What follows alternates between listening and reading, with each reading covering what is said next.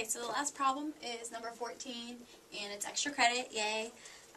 So provide all missing information, names, or structures for the reactions below. So this is sort of like a synthesis problem, or synthesis slash roadmap. And then there's a hint. Reagent B is used for carbon increase, so that's a pretty big hint. So this is sort of a chapter 7.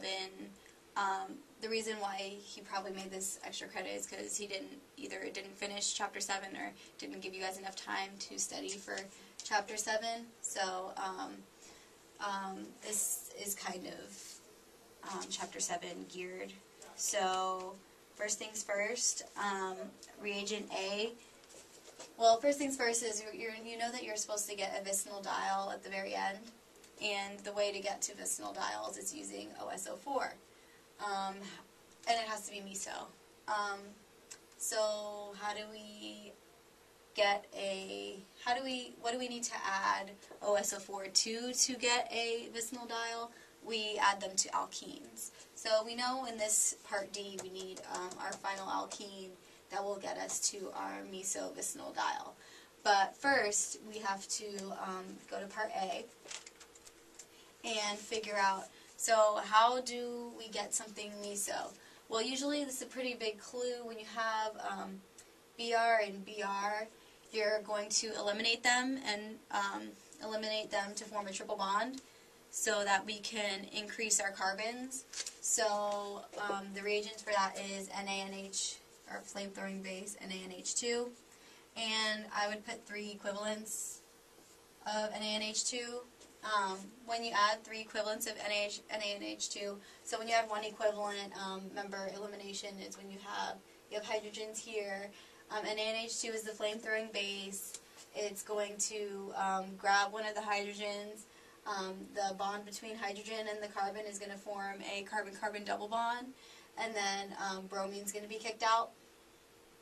And then you do that another time till you get a triple bond, but then, so let me just go ahead and do that. So NaNH2, so NH2 minus comes in, makes a double bond, and kicks out bromine. So pretty soon you're going to get, so just in this space right here, you're going to, sorry.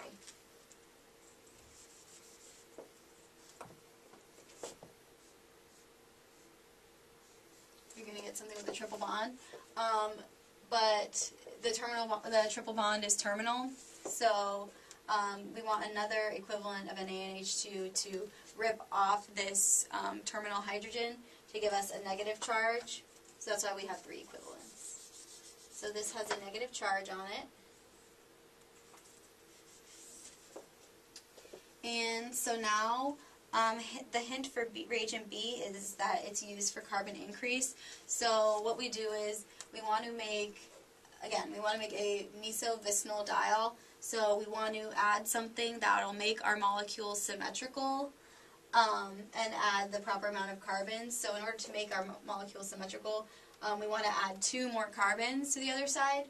So just an alkyl halide, it could be an alkyl bromide, an alkyl iodide, an alkyl chloride. I use iodide. And so this is a regular type SN2 reaction where it attacks the carbon next to the iodine, and then iodine gets displaced, and you are left with this as your molecule for part C. Then you're given this step, H2 Lindlar, or Lindlar's catalyst. And what Lindlar's catalyst does is it reduces triple bonds to cis double bonds. So this is going to be reduced to a cis double bond. So molecule D, so that's what you would put for D. So you get the cis double bond. And then from there, when you add OSO4 to it, you're going to get a meso-vicinal diol. So your meso-vicinal diol will look like this.